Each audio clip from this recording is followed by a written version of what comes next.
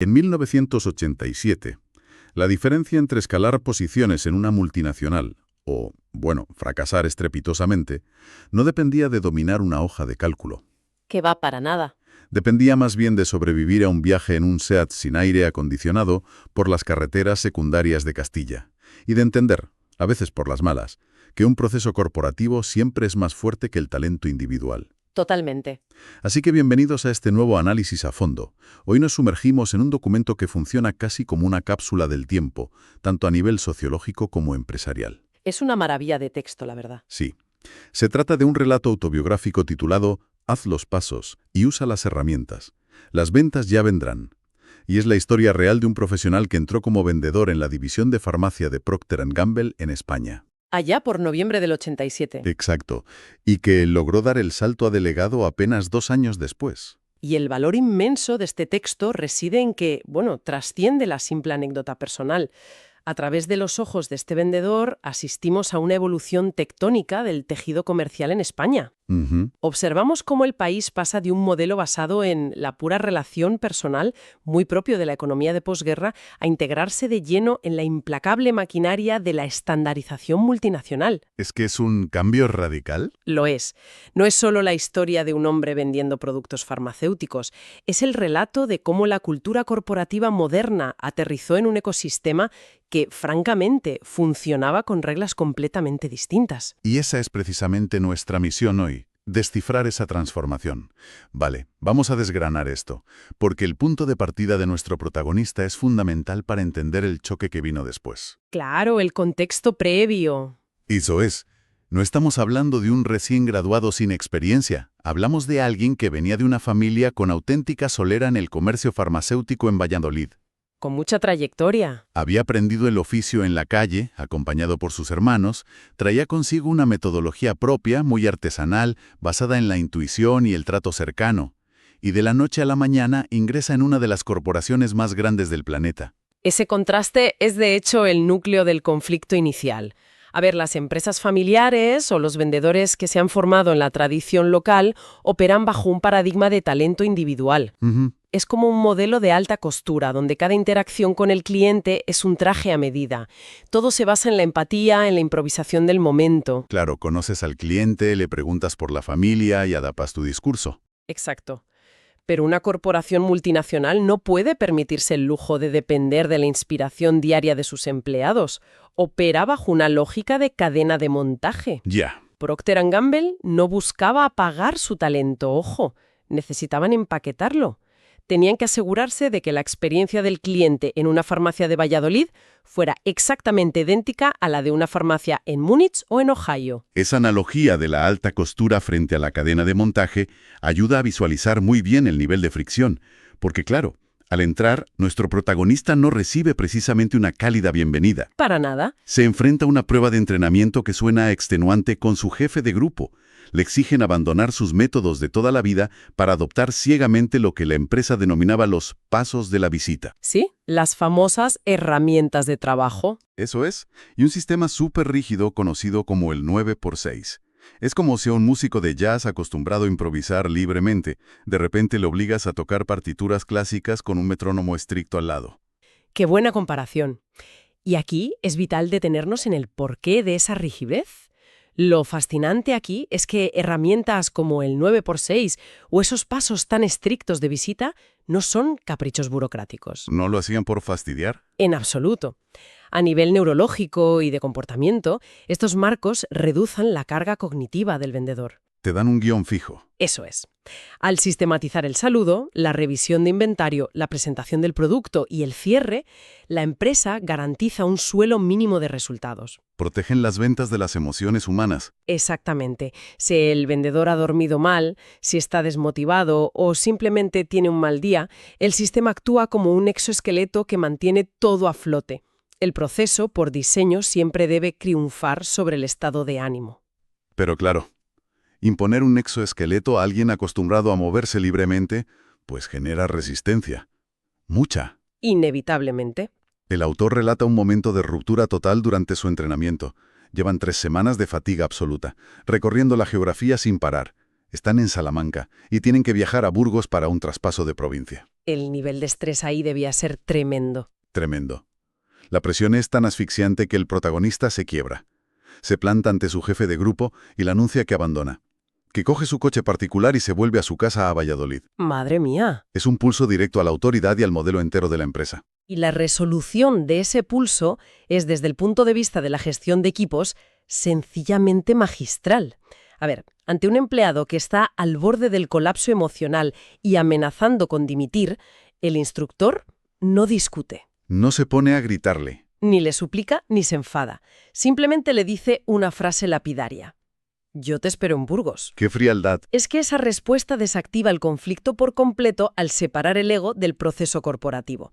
El jefe no entra al trapo de la crisis personal del vendedor, mantiene intacta la directriz de la empresa y le cede toda la responsabilidad de la decisión. Básicamente le dice que la maquinaria va a seguir moviéndose hacia Burgos, vaya él o no vaya. Exacto. ¿Y la táctica funciona? El protagonista, tras asimilar la situación y bajarse un poco el calentón, supongo, conduce hasta Burgos. Al llegar, se encuentra al jefe cenando tranquilamente con otro vendedor. Como si nada, como si nada. Se sientan, se traspasan las fichas de los clientes, revisan la lista de impagados y, a la mañana siguiente, continúan trabajando como si la gran crisis de Salamanca nunca hubiera ocurrido. Es fascinante. Y curiosamente, el autor señala que, décadas después, mantiene una excelente relación con ese mismo instructor. O sea, el proceso no los destruyó, sino que forjó un respeto mutuo muy profundo. Porque claro, una vez que logras superar esa barrera inicial de resistencia, el vendedor comprende que la presión no era algo personal contra él. Ya. El mantra ese que le repetían de tú haz los pasos y usa las herramientas que las ventas vendrán luego, de repente se convierte en una certeza empírica. Funciona. Es que lo ven con sus propios ojos. Y además, este tipo de inducciones tan severas cumplen una función sociológica clave dentro de la empresa, que es crear cohesión. Al superar un rito de iniciación tan sumamente exigente, el individuo desarrolla un sentido de pertenencia brutal. Se crea un vínculo. Totalmente. Los objetivos de la multinacional y los del trabajador terminan alineándose gracias a ese esfuerzo compartido. Aunque esa obsesión corporativa por la escalabilidad y los procesos replicables, choca de frente con la realidad física de España en esa época. Ah, claro, la infraestructura era otra historia. Es que diseñar un proceso estandarizado en una oficina en Estados Unidos es relativamente sencillo, pero ejecutarlo en las carreteras de las provincias españolas hace décadas era un desafío logístico colosal. Ya te digo. El documento hace una retrospectiva fascinante sobre cómo era el trabajo de campo en distintas generaciones. Comienza hablando de los años 50, que es la época en la que su padre ejercía la misma profesión. Y ese contexto de los años 50 es indispensable para entender el arco completo.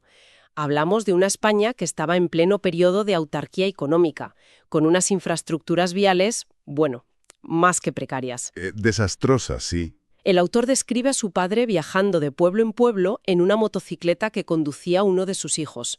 El tejido comercial de esa época no se basaba para nada en el volumen, ni en métricas de eficiencia.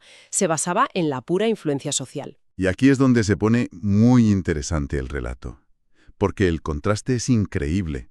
Describe escenas que hoy nos parecen de otra galaxia. Relata cómo 3 o 4 vendedores de diferentes laboratorios, que en teoría eran competencia directa, se organizaban para alquilar un coche juntos y pagar los gastos a escote.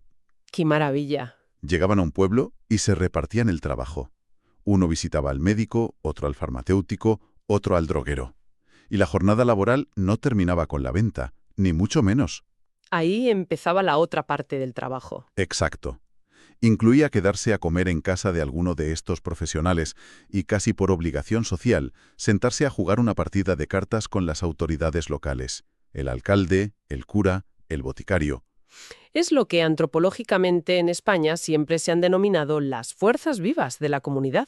Las fuerzas vivas, sí. En una economía marcada por la escasez y unas comunicaciones lentísimas, la confianza personal era la única moneda de cambio real. Si no confiaban en ti, no había negocio. Eso es. El vendedor no representaba solamente a una marca, era un embajador que traía noticias, productos de fuera y relaciones. El acto de jugar a las cartas no era tiempo libre. Era trabajo. Era el equivalente absoluto a las reuniones estratégicas que tenemos hoy en día por videollamada. Era allí, en la mesa de cartas, donde se consolidaban los acuerdos y se aseguraba el territorio. Pues el contraste visual y vital con la experiencia de nuestro protagonista en los años 70 y 80 es inmenso. Pasamos de esas partidas de cartas comunitarias y los viajes compartidos a una soledad estrictamente mecanizada. Un cambio brutal. Él recorría su ruta en un SEAT de la época, un vehículo que carecía por completo de aire acondicionado y de dirección asistida, equipado apenas con una radio que perdía la señal al cruzar el mínimo relieve del terreno. Ya no había tiempo para partidas de cartas. El objetivo era maximizar el número de visitas diarias sí o sí. Y ese aislamiento dentro del vehículo simboliza perfectamente la transición de la economía española. La apertura de los mercados exigía un modelo mucho más logístico, más enfocado en el volumen de ventas. El vendedor dejó de ser ese relaciones públicas comunitario para convertirse en un engranaje de distribución masiva. Y claro, esto generaba situaciones límite en el día a día. El autor ilustra esta dureza con un escenario que resulta dolorosamente reconocible para cualquiera que haya transitado por vías comarcales en primavera. El dilema de las 4 de la tarde detrás de un tractor.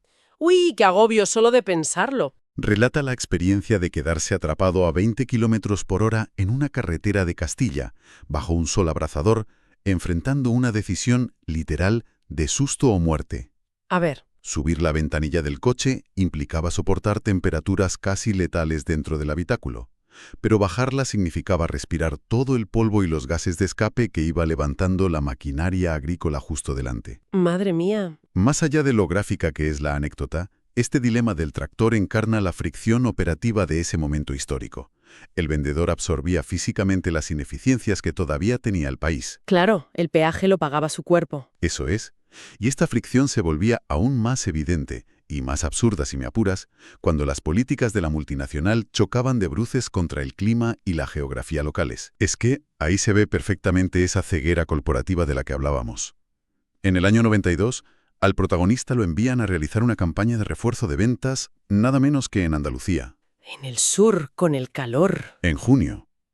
Y la norma de Procter & Gamble, grabada en piedra a miles de kilómetros de distancia, dictaba que todos sus representantes debían vestir impecablemente con traje y corbata. ¡Qué locura! El autor califica esta imposición de llevar traje en junio en Andalucía como una norma, y cito textualmente, imposible de cumplir. Lógico. Ese es el ejemplo perfecto de la homogenización de la marca llevada al absoluto absurdo. Desde la perspectiva de la sede central, en otro continente, el traje es un significante de profesionalidad. Te da estatus. Claro, garantiza que la marca se perciba igual de elegante en todo el mundo, pero ignoran por completo el contexto térmico. Las realidades del terreno. Exacto. El vendedor de a pie actúa entonces como un amortiguador entre la rigidez corporativa y la realidad del clima. Tienen que acatar las normas estéticas mientras gestionan el desgaste físico tremendo de sudar a 40 grados y todo para mantener la ficción de que el proceso es perfecto e inalterable. Y ese desgaste físico y mental se iba acumulando durante semanas, porque el trabajo implicaba vivir literalmente en la carretera. Y esto nos adentra en una de las dimensiones más profundas de este documento, cómo se gestionaba el impacto emocional de unas ausencias tan largas. Ahí entramos en la parte humana. El relato nos abre las puertas de los antiguos hostales de viajantes, donde la propia configuración de las instalaciones fomentaba unas dinámicas sociales muy particulares. En aquellos tiempos, las habitaciones carecían de televisión. Y ese es un detalle arquitectónico que condicionaba todo el comportamiento posterior a la jornada laboral. Al no existir entretenimiento privado en la habitación, ni por supuesto internet ni teléfonos móviles en esa época, Que va, nada de eso. el individuo se veía empujado inevitablemente hacia los espacios comunes del hostal. Y al caer la noche, todos los vendedores comerciales convergían en la salita comunitaria frente a un único televisor de tubo. Y lo que ocurría allí era pura inteligencia de mercado analógica. Networking de supervivencia. Totalmente. Lejos de ocultarse información por ser competencia, se pasaban reportes sobre qué clientes estaban receptivos y cuáles, por ejemplo, atravesaban problemas de liquidez y no iban a pagar. Información valiosísima. Mucho. Incluso organizaban la logística del día siguiente, establecían un pacto táctico para no coincidir todos en las mismas farmacias de los mismos pueblos y no saturar a los clientes. Es que en ese entorno, la competencia directa pasaba a un segundo plano ante la necesidad de supervivencia, tanto emocional como operativa. Se formaban coaliciones informales. De hecho, el texto subraya la importancia del liderazgo empático en todo este contexto. Sí. Menciona a un gerente específico del año 93 que logró amalgamar a este grupo de trabajadores solitarios hasta convertirlos prácticamente en una red de amigos. Sí, lo menciona con mucho cariño. Esto los demuestra que en trabajos de alto aislamiento, el liderazgo que realmente perdura no es el que supervisa con lupa el cumplimiento del 9x6. Es el que genera seguridad psicológica y un respeto genuino entre la gente. Es innegable que esa imagen de la sala comunitaria, organizando rutas y compartiendo penurias frente a la tele, tiene un aura muy entrañable. Y esas amistades, como indica el autor, han durado décadas. Han trascendido lo laboral. ¿Sí? Pero leyendo con atención estos testimonios, nos vemos obligados a observar el reverso de la moneda.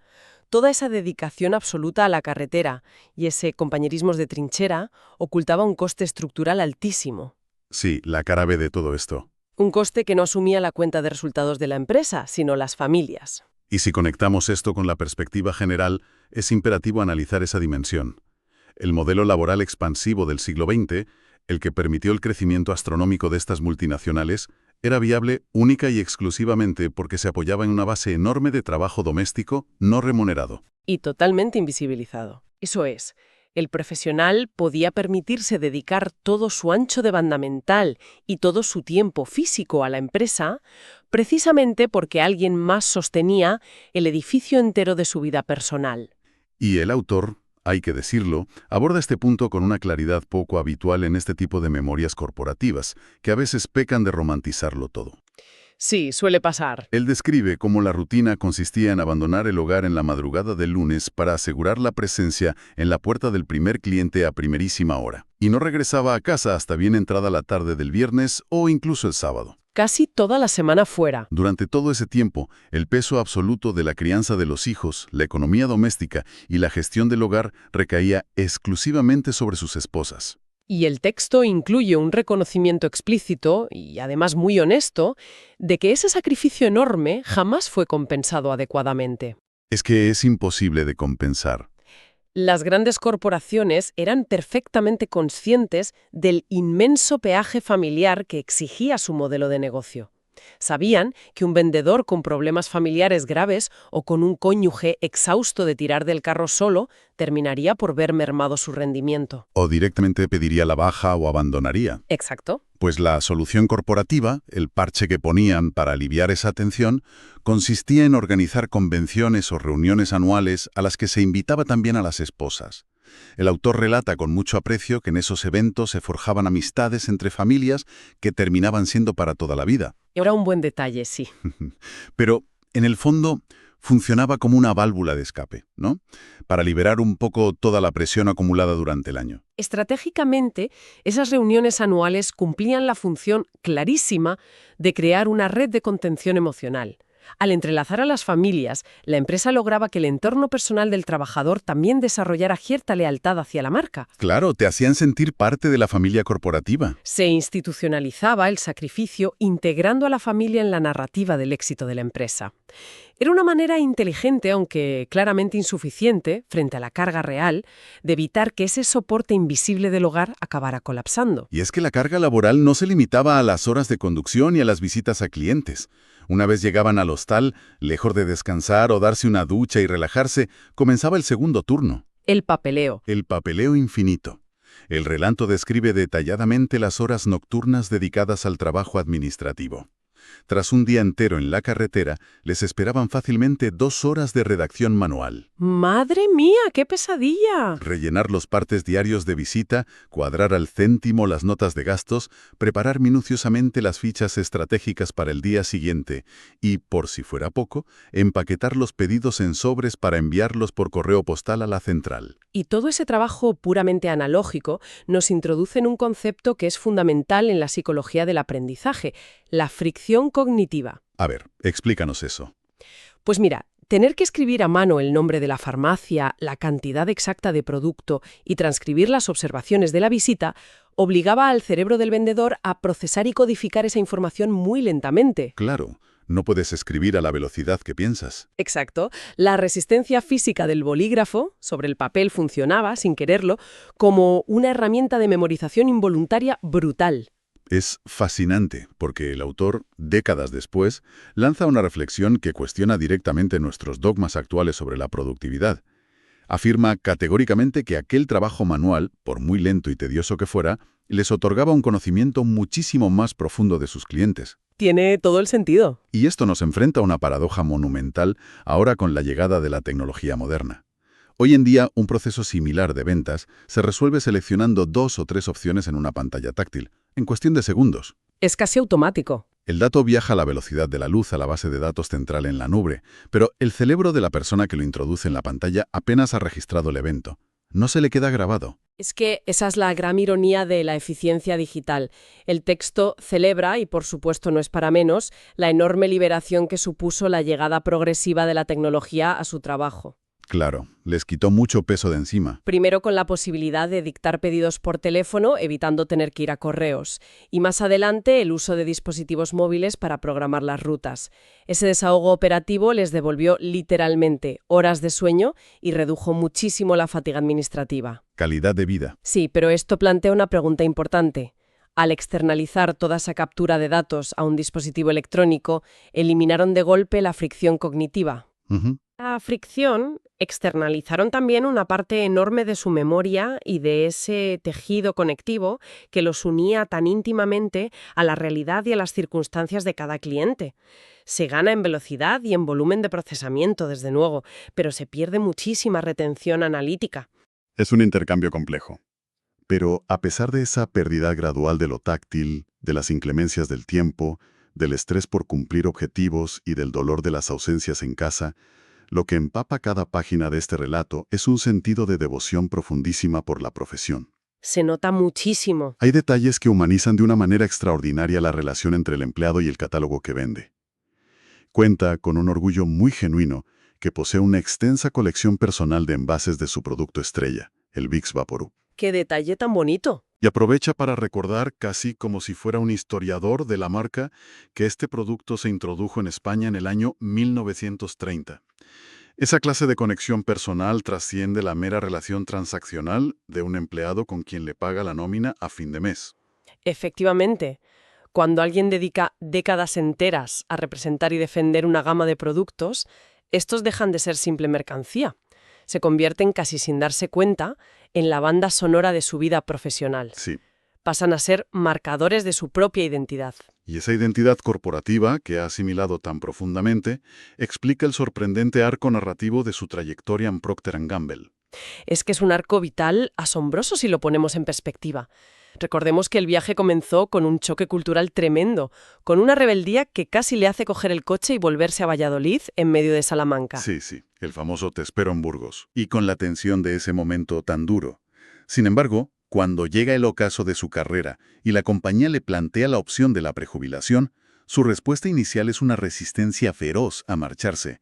No se quería ir. Increíble. El autor acude a Confucio para explicar este sentimiento, citando aquello de «Elige un trabajo que ames y no tendrás que trabajar un día más en tu vida». Y la honestidad de su conclusión final es hiperreveladora sobre cómo operaban en realidad estos pactos laborales de tan larga duración. Él admite abiertamente que los 2 años más difíciles de toda su biografía profesional fueron precisamente los 2 extremos. El principio y el final. Eso es, el primer año por el sufrimiento tremendo de tener que quebrar todos sus esquemas mentales y adaptarse a la disciplina férrea del 9x6. Y el último año, porque abandonar la estructura que le había dado propósito y estabilidad durante décadas le costó literalmente lágrimas. Es la prueba definitiva de que para él el pacto invisible con la empresa se cumplió con creces. Entregó tiempo, salud, presencia familiar y un esfuerzo incansable para ir adaptándose a cada nuevo salto tecnológico, desde usar un sello postal hasta manejar un smartphone.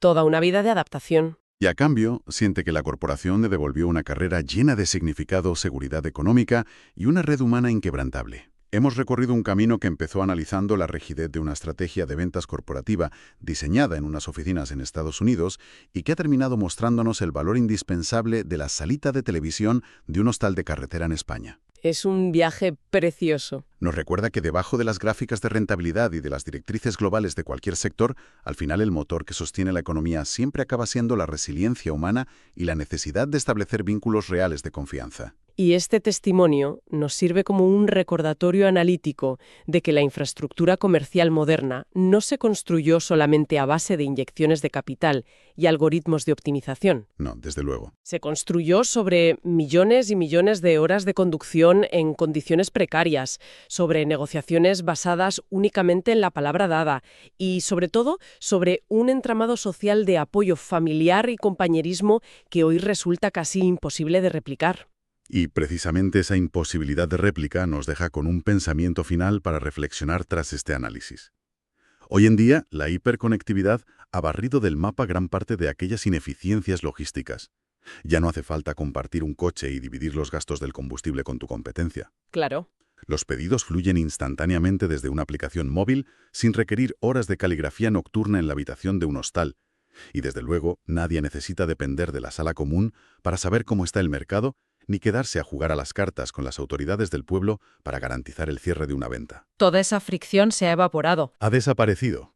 Pero si hemos eliminado esos espacios físicos, a veces incómodos, donde se compartía la vulnerabilidad y el esfuerzo mutuo, ¿dónde y cómo se construye hoy la verdadera confianza comercial a largo plazo? Es una gran pregunta.